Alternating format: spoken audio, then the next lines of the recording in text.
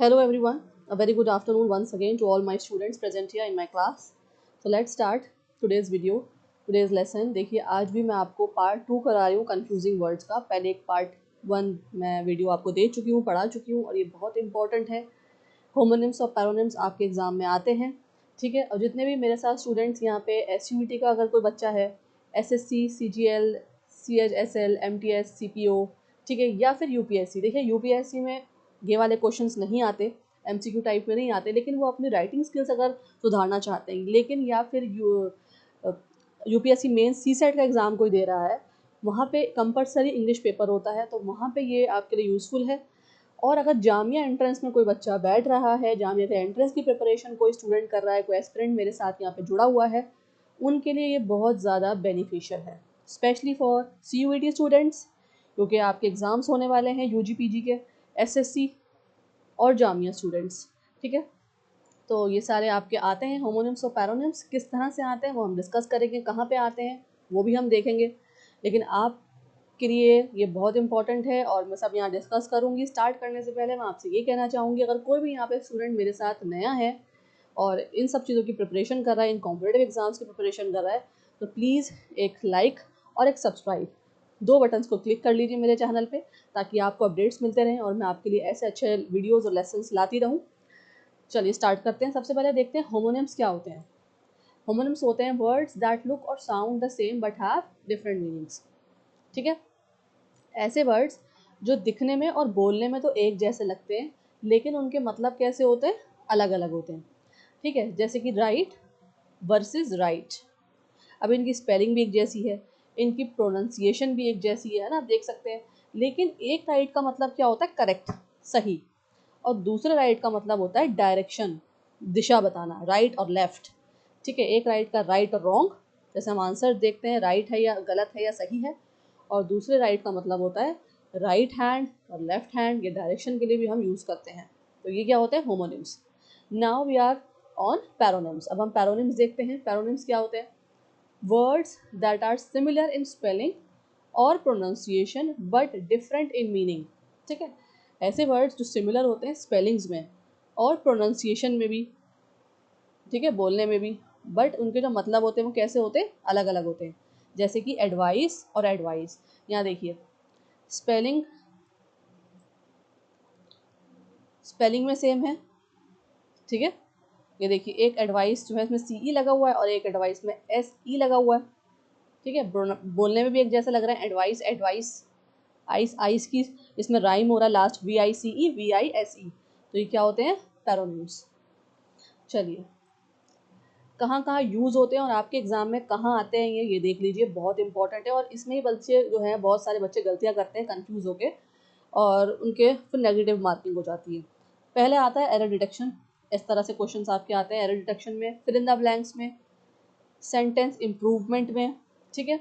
या फिर अगर कोई यहाँ पे मेरे साथ UPSC का बच्चा बैठा है और इंग्लिश को अपनी इम्प्रूव करना चाहता है, स्पेशली फॉर CSET के एग्ज़ाम के लिए, इंग्लिश कंपलसरी पेपर के लिए, तो वहाँ पे आपको लिखने के लिए, ठीक है, आपकी राइटिंग स्किल्स भी तो अच्छी होनी चाहिए ना आंसर्स लिखने के लिए, तो वहाँ पे आपको करेक्ट वर्ड और उसका यूजेज, उसका मीनिंग पता होना चाहिए। और सबसे बड़ी बात मैं आपको बता चुकी हूँ कि अगर आपने कोई भी एक क्वेश्चन गलत करा तो क्या होगा, आपका जो है नेगेटिव मार्किंग हो जाएगी, आंसर जो आप गलत मार्क कर आ जाएंगे आप। चलिए फर्स्ट वर्ड पे आते हैं और देखते हैं क्या है। देखिए फर्स्ट वर्ड है साइट वर्सेस साइट। अब देखिए बोलने में तो एक जैसे लग रहे हैं, लेकिन अगर आप स्पेलिंग देखेंगे तो बिल्कुल डिफरेंट है। ये है CITE और ये है SITE, दोनों के मतलब भी अलग हैं, दोनों की स्पेलिंग भी अलग है। स्पेलिंग भी आप नोट करेंगे क्योंकि आपकी करेक्ट स्पेलिंग चूज करने के लिए भी आ जाती है अकॉर्डिंग टू द कंटेक्स्ट। अब आपसे ना डायरेक्ट क्वेश्चन नहीं पूछे जा रहे, अब आपसे थोड़े से लॉजिकल क्वेश्चन पूछे जा रहे हैं, कंसेप्चुअल क्वेश्चन पूछे जा रहे हैं। तो इसलिए क्या हो रहा है, अब पहले तो डायरेक्टली पूछते थे सही स्पेलिंग चूज करिए, 4 ऑप्शन दे दिए, लेकिन अब क्या कर रहे हैं, सेंटेंस दे रहे हैं और सेंटेंस के अकॉर्डिंग आपको सही वर्ड चूज करना है। 1 2 3 4 वर्ड्स दे दिए, वो आप जब भी कर पाएंगे जब आपको सही वर्ड का सही मतलब पता होगा।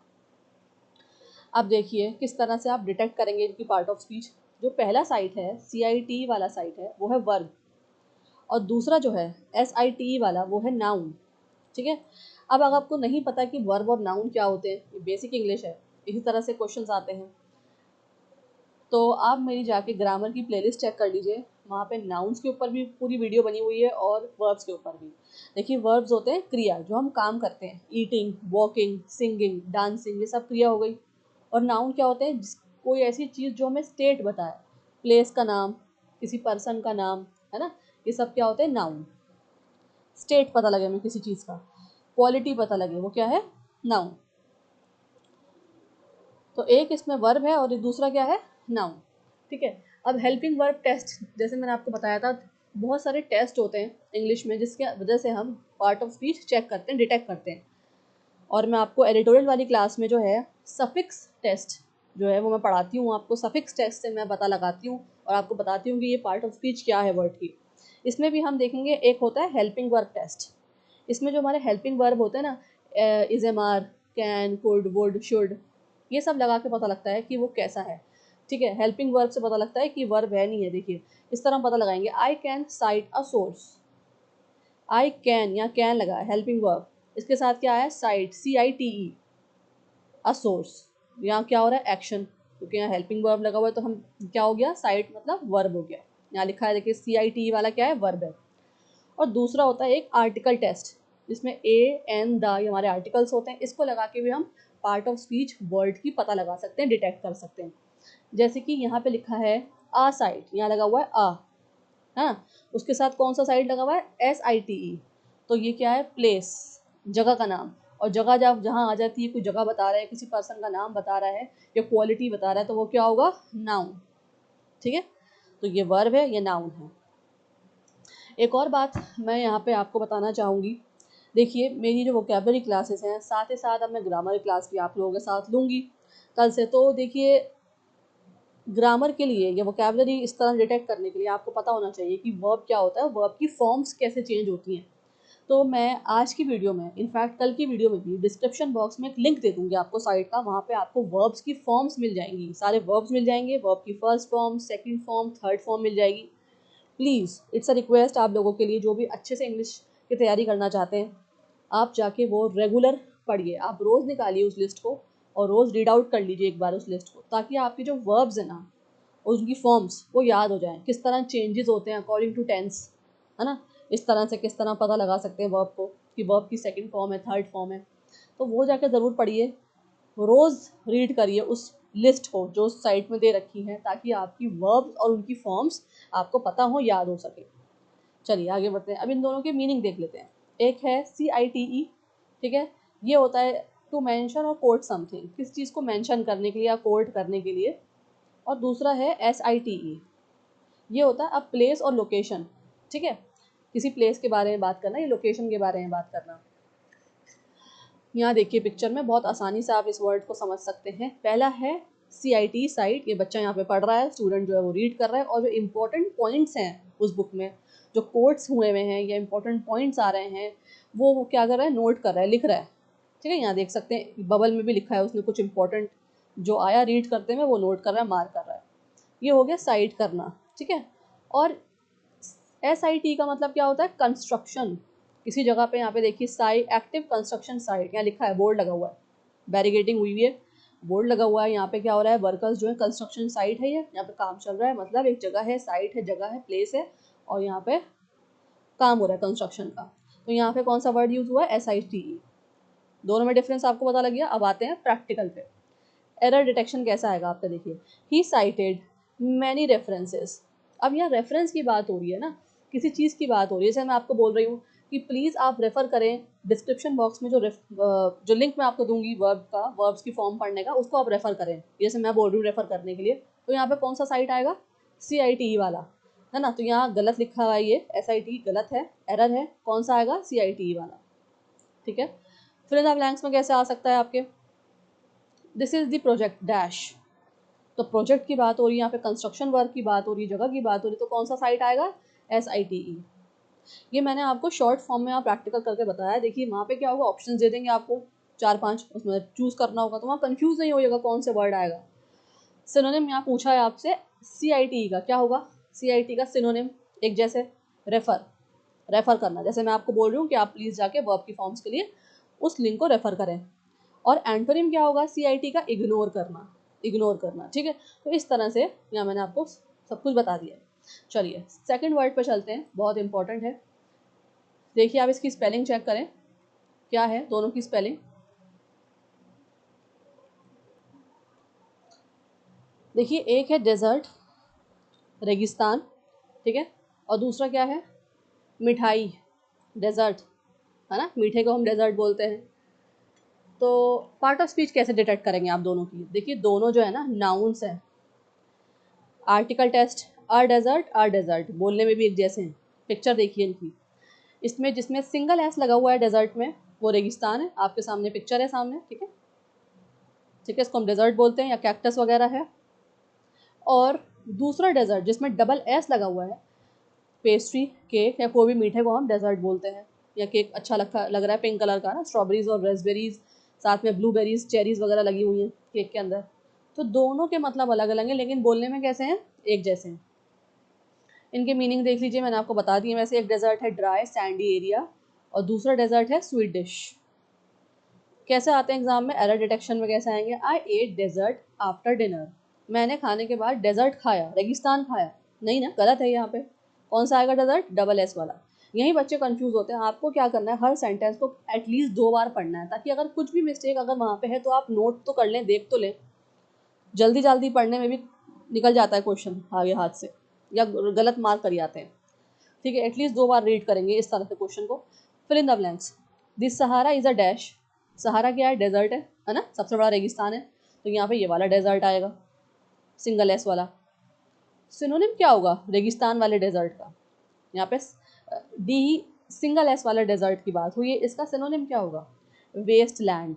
वेस्ट लैंड होता है ना यहाँ पे, अगर आप देखेंगे पिक्चर में भी, तो ये जो है एक अच्छी जगह नहीं है ग्रोथ की, है ना। यहाँ का इन्वायरमेंट देखें, यहाँ की सराउंडिंग है, कितनी हीट अप है यहाँ पे, हीट है यहाँ पे, गर्मी है ना। तो यहाँ लिविंग एरिया है कि अच्छे से इंसान जो है वो यहाँ पे लाइफस्टाइल अपना कर सकता है, ना वो कर सकता है, ना ही इन्वायरमेंटली अच्छी जगह है।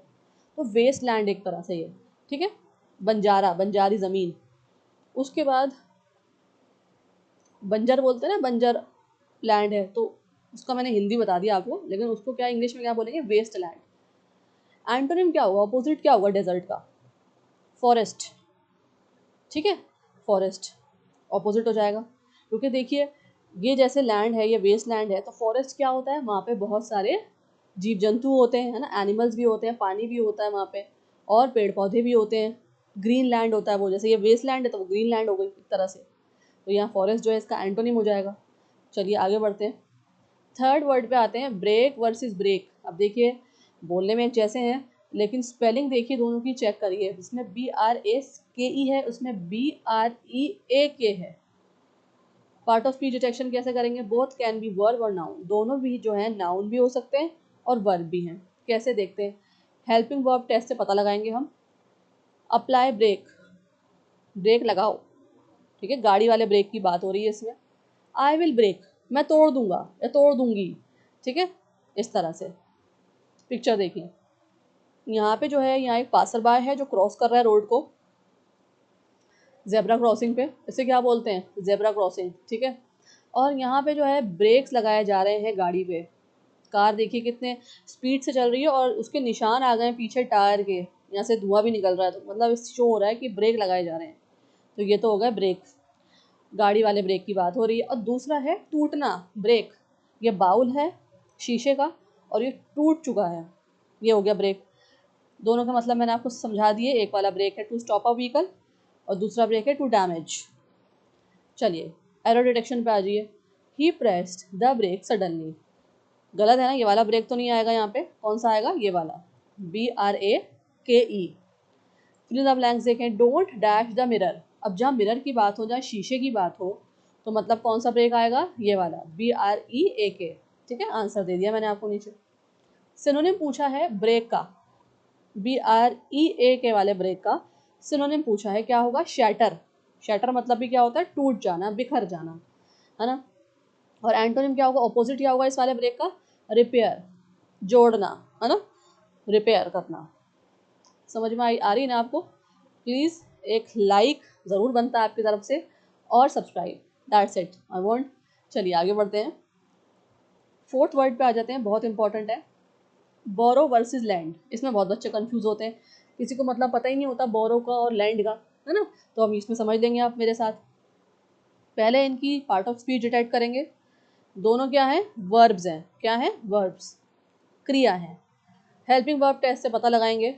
आई कैन आ गया helping verb, can, could, should, shall, is, am, are, सब क्या है, हेल्पिंग वर्ब्स। ठीक है। I can borrow land, I can borrow भी आ सकता है, आई कैन लैंड भी आ सकता है। अब बोरो का मतलब क्या होता है वो देखिए। टेक टेम्परली, बोरो मतलब टेम्परली किसी चीज़ को लेना, कुछ वक्त के लिए लेना, ठीक है। और लैंड मतलब गिव टेम्परली, किसी को देना टेम्परली, दोनों अलग अलग हैं। बोरो मतलब लेना कुछ वक्त के लिए, और लैंड मतलब देना कुछ वक्त के लिए।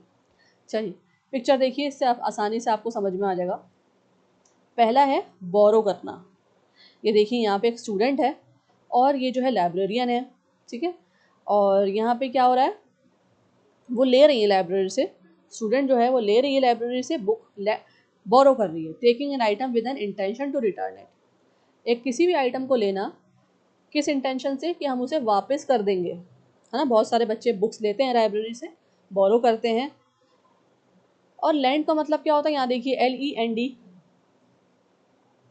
Giving an item for someone else temporary use, ठीक है। किसी को क्या करना, आइटम्स देना कि वो यूज़ कर सके टेम्पररीली उसे।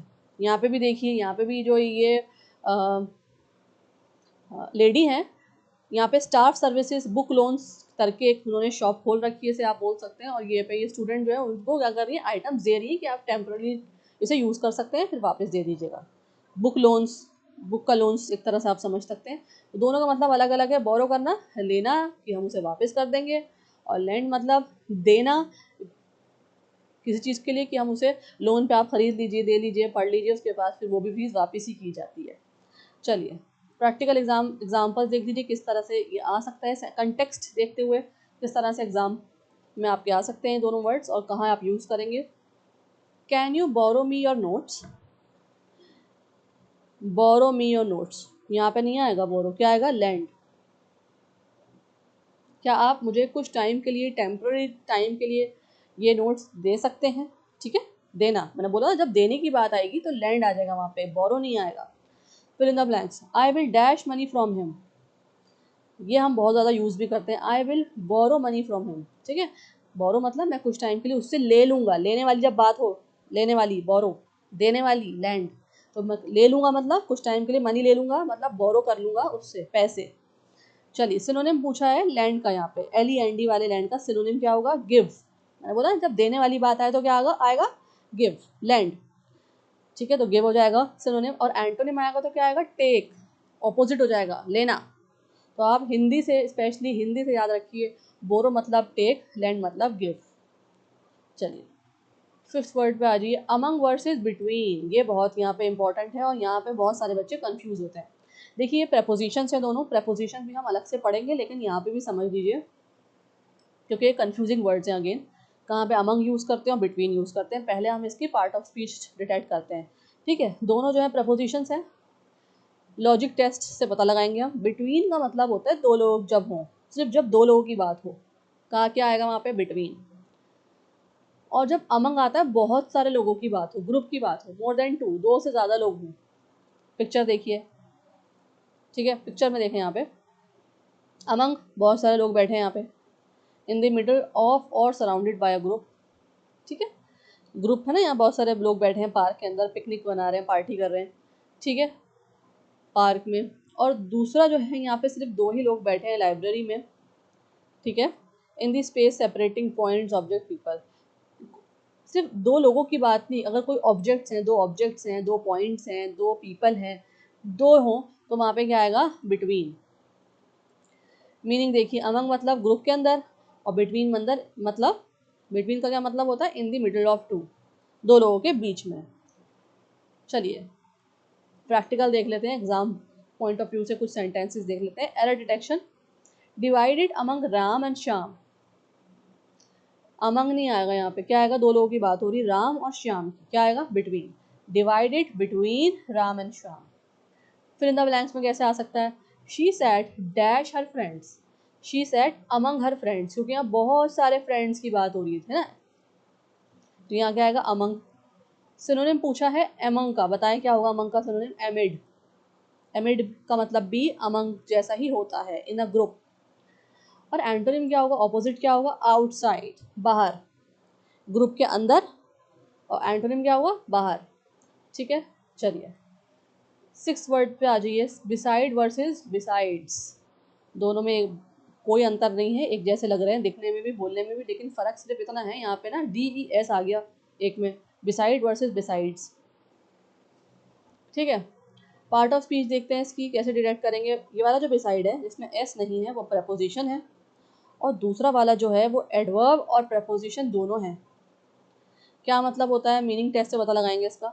देखिए बिसाइड मतलब प्लेस, किसी जगह की बात हो रही है, बराबर में। बिसाइड ज़्यादातर हम प्रपोजिशन ऐसे यूज़ करते हैं जब हम डिटेक्ट बताते हैं कोई चीज़ बराबर में हमारे, ठीक है।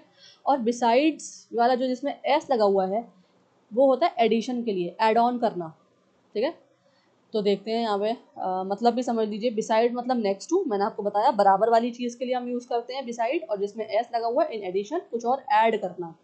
पिक्चर में देख लीजिए फटाफट से आ जाएगी। इस पिक्चर्स में आपको इसलिए दे देती हूँ कि जल्दी से और आसानी से समझ में आ जाए आपको, ठीक है जी। ये देखिए यहाँ पे बिसाइड जो ये वाला है इसमें छोटी सी पिक्चर बनी हुई है ऑब्जेक्ट्स की, देख रहे हैं आप। यहाँ क्या है, दो चीज़ें बराबर बराबर रखी हैं, मैंने आपको बोला ना जब दो चीज़ें बराबर हो, पैरेलल हो, जैसे यहाँ पे भी दो लोग बैठे हैं तो बराबर बराबर बैठे हैं, in a position to the side और of and commonly close to, ठीक है। In a position to the side of and commonly close to मतलब ऐसी पोजीशन हो कि साइड में कोई बैठा हो बराबर में, तो बिसाइड आ जाएगा। और किस लिए यूज़ होता है, डिस्क्राइब लोकेशन और पोजीशन।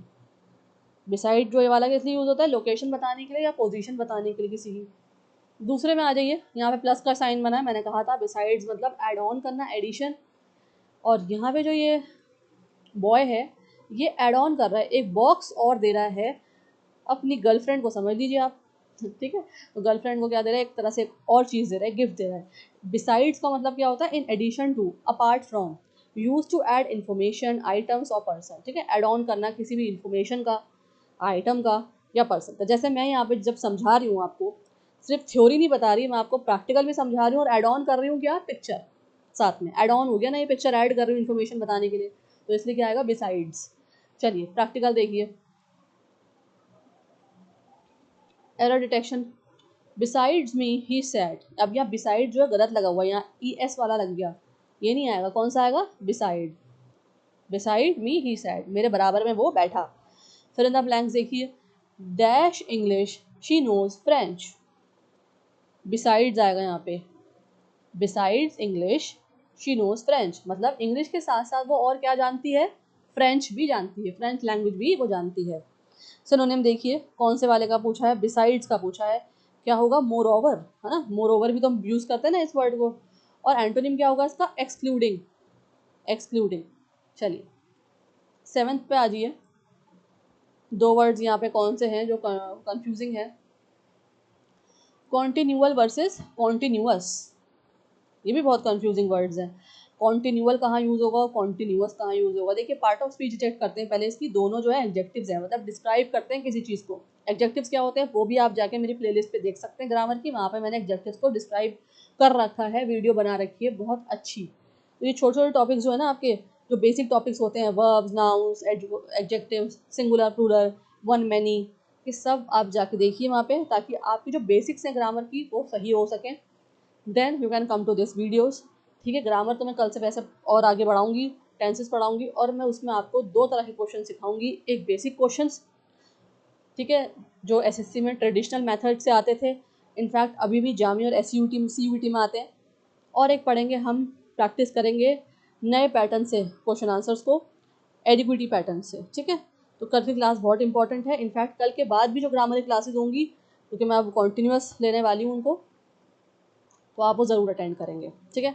कॉन्टीन्यूअस मैंने वर्ड यहाँ यूज़ करा है अभी बोलते में, कॉन्टीन्यूअस मतलब लगातार चलने वाला। ग्रामर क्लासेस मेरी चलने वाली हैं अभी, ठीक है, कल से जो स्टार्ट होंगी।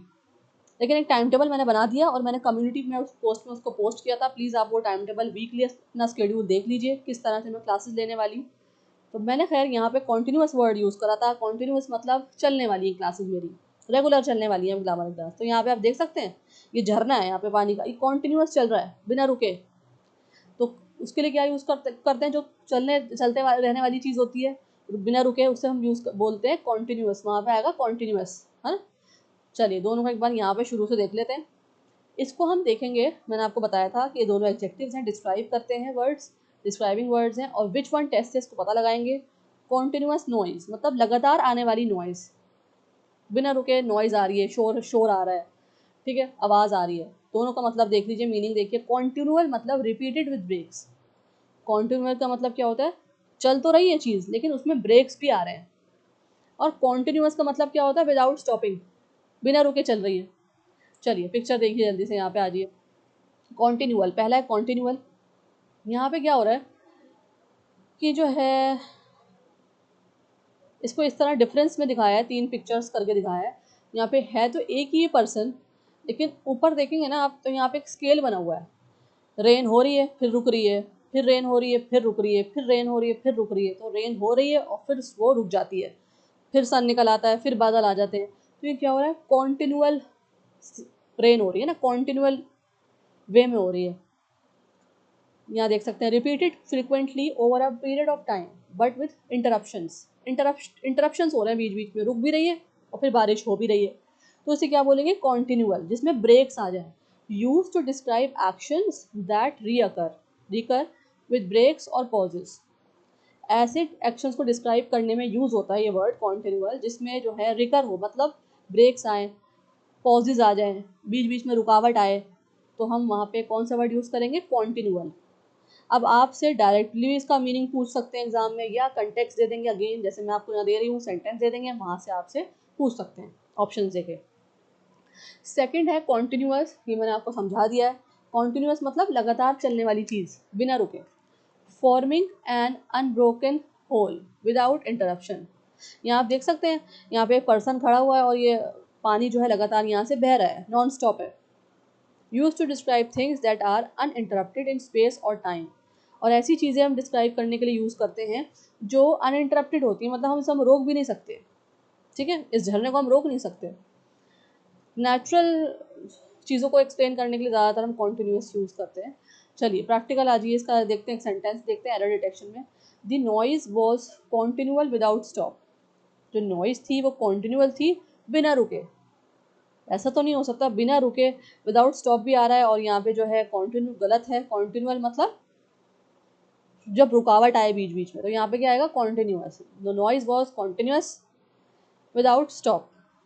सेकंड देखिए, फिल इन द ब्लैंक में कैसे आ सकता है, there was dash rain all night, मतलब पूरी रात जो है बारिश हुई। कॉन्टिन्यूअस आएगा यहाँ पे भी, पूरी रात हुई, बिना रुके हुई, है ना। There was continuous rain all night. Synonym पूछा है कॉन्टिन्यूअस का, क्या होगा, अनइंटरप्टेड, बिना रुके। देखिए यहाँ पे ना इस वर्ड को 2 कर दीजिए, अन को अलग कर दीजिए और इंटरप्टेड को अलग कर दीजिए। तो इंटरप्ट मतलब रोकना, है ना, टोकना, रोकना, किसी चीज़ को इंटरप्ट कर देना, और उसके आगे अन लगा हुआ है तो मतलब बिना रुके। तो कॉन्टिन्यूस का मतलब हो जाएगा अनइंटरप्टेड, और एंटोनिम क्या होगा, इंटरप्टेड। ठीक है, ये मैंने आपको बता दिया। इसके आगे अगर आप इंटरप्ट हटा देंगे तो वो एंटोनिम बन जाएगा। इंटरप्ट करना, रोकना, ब्रेक लगाना, पॉज लगाना, टोकना, पकड़ना, ठीक है, तो सब क्या हो जाएगा, इंटरप्ट में आ जाता है, तो ये एंटोनिम हो जाएगा। चलिए आगे बढ़ते हैं, very important 8th word, emigrate versus immigrate. दोनों अलग अलग हैं, एक तो ई से शुरू हो रहा है और एक आई से शुरू हो रहा है। पहले आप पार्ट ऑफ स्पीच देखते हैं इसकी, दोनों जो है वर्ब्स हैं, दोनों क्या हैं, क्रिया हैं, काम को दर्शाते हैं, वर्ब्स हैं। और कैसे पता लगाएंगे हम, डायरेक्शन टेस्ट से इसको पता लगाएंगे। एमिग्रेट मतलब जो ई से शुरू हो रहा है, एग्जिट करना, बाहर निकलना। और जो आई से शुरू हो रहा है, इमिग्रेट, वो है एंट्री करना, एंटर करना किसी चीज़ में। चलिए मीनिंग देखिए, एमिग्रेट मतलब लीव अ कंट्री, देश को छोड़ देना, लीव कर देना। और इमिग्रेट मतलब एंटर अ कंट्री, कंट्री में आना। चलिए पिक्चर देखिए, बहुत आसान से आपको यहाँ पे आसानी के साथ समझ में आ जाएगा। पहला है एमिग्रेट, ठीक है, यहाँ ई आता, यहाँ पासपोर्ट जहाँ बना हुआ है यहाँ पे ई, एमिग्रेट। तो देख रहे हैं पीछे, देखिए ये होम कंट्री है, जो फैमिली है वो सिया कर रही है, बाय बाय टाटा। यहाँ पे पिक्चर देखिए, इस पिक्चर में शो हुआ है, इमिग्रेशन का फॉर्म भी बना हुआ है। और ये जो यहाँ पे स्टूडेंट समझ लीजिए या कोई पर्सन समझ लीजिए, ये यहाँ से कंट्री छोड़ के जा रहा है, ठीक है। डिपार्चर्स भी लिखा है पीछे, डिपार्चर्स मतलब जा रहा है वो। To leave once own country, ठीक है, अपनी कंट्री को छोड़ के जाना। इसको बिंच कंट्री भी बोलते हैं, अपनी कंट्री को बिंच कंट्री भी बोलते हैं। Use to describe the act of moving out of your home nation, home nation से बाहर निकल जाना। अब आ जाता है इमिग्रेट, जो आई से शुरू हो रहा है। इमिग्रेट मतलब यहाँ देखिए न्यू कंट्री, यहाँ लिखा है न्यू कंट्री में आपका स्वागत है, इमिग्रेशन का फॉर्म है। और यहाँ पे जो है अराइवल लिखा है, एंट्री हो गई है अब इसी स्टूडेंट की, यहाँ पे इसी पर्सन की यहाँ पे एंट्री हो गई है। दोनों पिक्चर्स को कंपेयर कर सकते हैं आप, ठीक है। यहाँ पे वेलकम किया जा रहा है, जो ऑफिसर है वो कह रहे हैं आप इमिग्रेशन फॉर्म दिखाइए अपना। और इसका मतलब क्या होता है इमिग्रेशन का? To come into a new country, new country में आना। Use to describe the act of moving into a foreign nation to live, foreign nation जाना रहने के लिए, फॉरेन कंट्री चले जाना। तो ये इमिग्रेट हो गया। और छोड़ के जाने को क्या बोलते हैं? एमिग्रेट। कंफ्यूज नहीं होंगे आप। चलिए आज ये सेंटेंसेस पे error detection. He immigrated from India, ठीक है। यहाँ क्या है? गलत है, इमिग्रेट नहीं आएगा। फ्रॉम इंडिया मतलब इंडिया से चला गया, तो कौन सा आएगा? एमिग्रेटेड। ही एमिग्रेटेड फ्रॉम इंडिया, ठीक है। फिर द ब्लैंक्स देखिए, many people dash to Canada. Immigrate, बहुत सारे लोग इमिग्रेट हो जाते हैं, कहाँ पे? कनाडा चले जाते हैं।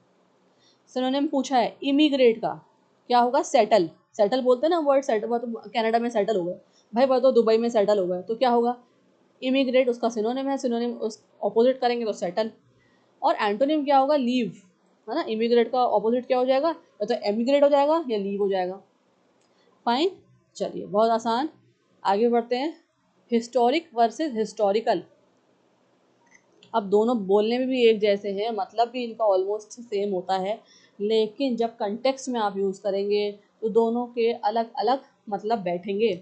कैसे, वो यहाँ समझते हैं। देखिए हिस्टोरिक और हिस्टोरिकल दोनों जो है ना एग्जेक्टिव्स हैं, दोनों एग्जेक्टिव्स हैं, मतलब डिस्क्राइबिंग वर्ड्स हैं। और हम इसको टेस्ट करेंगे विच वन से। कैसा इवेंट था? अगर मैं आपसे पूछूं, आप कोई इवेंट देख कर आए हैं मान लीजिए, और मैं आपसे पूछूं कैसा इवेंट था, आप कहेंगे हिस्टोरिक इवेंट था, मतलब बहुत मज़ेदार और अच्छा इवेंट था, मतलब बहुत हिस्टोरिक था, बहुत बड़ा था, यादगार रहने वाला इवेंट था, ठीक है। ग्रैंड ओपनिंग थी और ये था वो था। जैसा मैं आपसे पूछूं कि आपने 26 जनवरी की परेड देखी रेड फोर्ट पे, तो आप कहेंगे हाँ बहुत अच्छा इवेंट था, बहुत अच्छी परेड थी, हिस्टोरिक था। तो डिस्क्राइब कर रहे हैं उस इवेंट को, उस परेड को, है ना। तो इसलिए हम यहाँ पे हिस्टोरिक यूज़ करते हैं। हिस्टोरिकल कहाँ आता है वो मैं बताती हूँ आपको, पहले आप मीनिंग देख लीजिए। हिस्टोरिक का मतलब होता है इम्पॉर्टेंट एंड हिस्ट्री, कोई भी चीज़ इंपॉर्टेंट होना हिस्ट्री के अंदर, बन जाना, होना या बन जाना। और हिस्टोरिकल मतलब related to history, related to history, है ना, कुछ चीज़ रिलेट करना हिस्ट्री। जैसे कि अगर आप कुतुब मीनार चले जाएं, रेड फोर्ट चले जाएं, ताजमहल चले जाएं, जितने भी हमारे हिस्टोरिकल मॉन्यूमेंट्स बनाए हुए हैं मुगल एम्परर ने, या आप किसी भी टेम्पल में चले जाएं या मस्जिद में चले जाएं या चर्च में चले जाएं, तो पुराने हो चुके, तो वो क्या होगा? हमारी हिस्ट्री को रिलेट करते हैं, हमारी हिस्ट्री को इंडिया की रिलेट करते हैं ना, हिस्टोरिकल हो गए, तो वहाँ पे कौन सा वर्ड यूज़ होगा? हिस्टोरिकल, ठीक है। चलिए अब यहाँ पे आ जाए, पहला है आपका हिस्टोरिक। तो यहाँ देखिए कन्वेंशन सेंटर बना हुआ है और इवेंट का फॉर्म भी है। जैसे आप कहीं जाते हैं, आप इवेंट देखने जाते हैं, तो वहाँ पे फॉर्म भरना होता है आपको। और ये बहुत बड़ा इवेंट होने वाला है, यहाँ पे बहुत सारे लोग खड़े हुए हैं, यहाँ देखिए पीछे लिखा है बिग इवेंट। और अगर आप इवेंट के अंदर जाएंगे, ठीक है, अगर आप इसी सेंटर के अंदर जाके देखेंगे तो यहाँ लिखा है ग्रैंड ओपनिंग है भाई किसी चीज़ की। बहुत सारे लोग खड़े हुए हैं स्टेज पे भी, और ऑडियंस भी बहुत ज़्यादा शोर कर रही है, बहुत मज़े से वो अटेंड कर रही है इवेंट को। तो क्या है ये? To have a big impact, an important event, use to describe an event of great significance, कोई ऐसा इवेंट जो बहुत ज़्यादा जिसकी सिग्निफिकेंस हो, ठीक है, तो वहाँ हिस्टोरिक आएगा। यहाँ पे है हिस्टोरिकल, मतलब पुराना, कदीमी, जो हिस्ट्री से रिलेट करता हो। यहाँ देखिए ये मैप्स बने हुए हैं, कुछ ओल्ड डॉक्यूमेंट्स हैं, मैन्युस्क्रिप्ट्स हैं, ओल्ड फैक्ट्स हैं, कुछ यहाँ किताबें दिखाई गई हैं, बुक्स दिखाई गई हैं, है ना। ये आर्चीव है, ये म्यूजियम अगर चले जाएँ आप, है ना, वहाँ पे हिस्टोरिकल फैक्ट्स होते हैं, हिस्टोरिकल चीज़ें रखी होती हैं वहाँ पे, फैक्ट्स के साथ साथ क्या बोलेंगे उनको, आर्किटेक्चर वगैरह दिखाया होता है, ठीक है। तो म्यूजियम अगर आप जाएंगे तो वहाँ पे हिस्टोरिकल सारी चीज़ें होती हैं। अच्छा एग्जाम्पल दिया है यहाँ पे म्यूजियम का, ठीक है। और रिसर्च डॉक्यूमेंट, ये एक डॉक्यूमेंट है, रिसर्च डॉक्यूमेंट।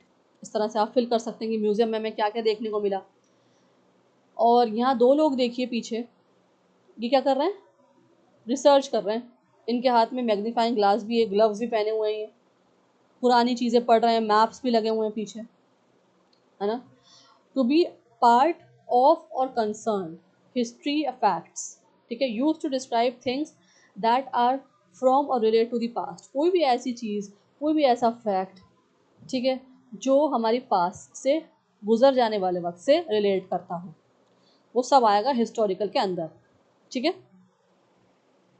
चलिए अब आ जाइए प्रैक्टिस करने के लिए। एरर डिटेक्शन में कैसे आ सकता है, it was a historical victory. यहाँ हिस्टोरिकल जो है ना वो गलत है, क्या आएगा, हिस्टोरिक विक्ट्री। कैसी विक्ट्री थी, कैसी जीत थी, हिस्टोरिक थी। Fill in the blanks. This book contains dash data, historical data. इस बुक के अंदर कैसा डेटा है, हिस्टोरिकल। अगर आप हिस्ट्री की बुक्स पढ़ी हो आपने स्कूल्स में या अभी भी आप पढ़ रहे हो, तो उसमें हिस्टोरिकल डेटा मौजूद होता है ना, डिफरेंट कंट्रीज़ का, अपनी कंट्री का या किसी भी चीज़ का, उसे क्या बोलेंगे, हिस्टोरिकल। सिनोनिम्स देखिए, हिस्टोरिक का आपको सिनोनिम बताना है, क्या होगा, सिग्निफिकेंट, सिग्निफिकेंट, ज़रूरी, अहम, कोई चीज़ अहम होती है ना, बहुत ज़्यादा इंपॉर्टेंट होती है, उसको सिग्निफिकेंट भी बोलते हैं, हिस्टोरिक भी बोलेंगे, सब ये सिनोनिम्स हो गए। अब आ जाते हैं ऑपोजिट्स में, एंटोनिम्स में। क्या होगा ऑपोजिट, अनइम्पॉर्टेंट। जैसे मैंने आपको बोला कि सिग्निफिकेंट भी होता है, हिस्टोरिक भी हो सकता है, इम्पॉर्टेंट भी हो सकता है ना। ये सब चीज़ें, इन सब का मतलब क्या होता है, अहम होना, ज़रूरी होना। और इसका ऑपोजिट क्या हो जाएगा, अनइम्पॉर्टेंट, अनसिग्निफिकेंट, ठीक है। चलिए last word of today's class, बहुत इंपॉर्टेंट वर्ड्स हैं ये दो नहीं है, ये तीन है। देखिए अश्योर, एनश्योर और इंश्योर, तीन वर्ड्स हैं ये, अश्योर, एनश्योर और इंश्योर। इनको समझ लीजिए, बहुत इंपॉर्टेंट है। यहाँ पे आप कंफ्यूज हो जाते हैं। लॉजिक टेस्ट से हम पता लगाएंगे ये है क्या, और ये वैसे वर्ब्स हैं, दे ऑल आर वर्ब्स। क्रिया मतलब काम करने की चीज़ को दर्शाते हैं। एश्योर, किसी को एश्योर करना, है ना। अगर कोई गुस्से में है या कोई परेशानी में है, कोई कंफ्यूजन में है, तो उसको हम एश्योर करते हैं, काल्म करते हैं, है ना, ठीक है, उसे एश्योर करते हैं, तसल्ली देते हैं। तसल्ली समझ लीजिए आप इसको हिंदी में या उर्दू में, तसल्ली देना। तो पर्सन, किसी पर्सन को देते हैं, उसको एश्योर करते हैं। दूसरा आता है एंश्योर, किसी चीज़ को इंश्योर करने के लिए, हाँ जी ये पक्की पक्की चीज़ है, ये बिल्कुल सही चीज़ है, आप बिल्कुल सही जा रहे हैं। अगर आप मार्केट भी जाएंगे या कोई भी आप चीज़ कर रहे हो, या आप मार्केट का एग्जांपल ले लीजिए, अगर आप मार्केट जाते हैं और आप कोई चीज़ खरीदते हैं, फ़ोन, मान लीजिए आप कोई फ़ोन खरीदने जा रहे हैं, तो जो शॉपकीपर होता है वो आपको पूरी पूरी गारंटी दे देता है, पूरा पूरा आपको इंश्योर कर देता है कि ये फ़ोन है, कैमरा है, ऐसा ऐसा चलेगा, बहुत अच्छा चलेगा, आपको पूरा डिस्क्राइब कर देता है, और इतनी अच्छी अच्छी क्वालिटीज़ वो बताता है, डिस्क्राइब करता है कि आपको लेने को मजबूर हो जाते हैं। तो मतलब वो आपको बिल्कुल पक्का कर देता है कि आपको ये फ़ोन लेना ही चाहिए, ठीक है। तो वो होता है एंश्योर करना, किसी को पूरी तरह से तसल्ली दे देना। आगे बढ़ते हैं। इंश्योर पॉलिसी के लिए यूज़ होता है, जैसे हम यूज़ करते हैं ना इंश्योरेंस पॉलिसी, किसी पॉलिसी को इंश्योर करने के लिए, लाने के लिए, ताकि लोग खरीदें उनसे, हम याद किस लिए, किस में आता है वो, इंश्योर में आता है। इंश्योर वर्ब हम उसके लिए यूज़ करते हैं, ठीक है। तो एश्योर मतलब मीनिंग देखिए, प्रॉमिस समवन, किसी को प्रॉमिस करना, ठीक है। एंश्योर मतलब मेक सर्टेन, सर्टेन कर देना, तसल्ली दे देना, पक्का कर देना, चेक कर देना कि हाँ भाई बिल्कुल सही है ये चीज़, गारंटी ले लेना उस चीज़ की। और इंश्योर मतलब प्रोवाइड इंश्योरेंस, किसी को इंश्योरेंस प्रोवाइड करना। पिक्चर पे आ जाइए, बहुत इंपॉर्टेंट पिक्चर है और बहुत अच्छी पिक्चर है इन वर्ड्स को समझने के लिए।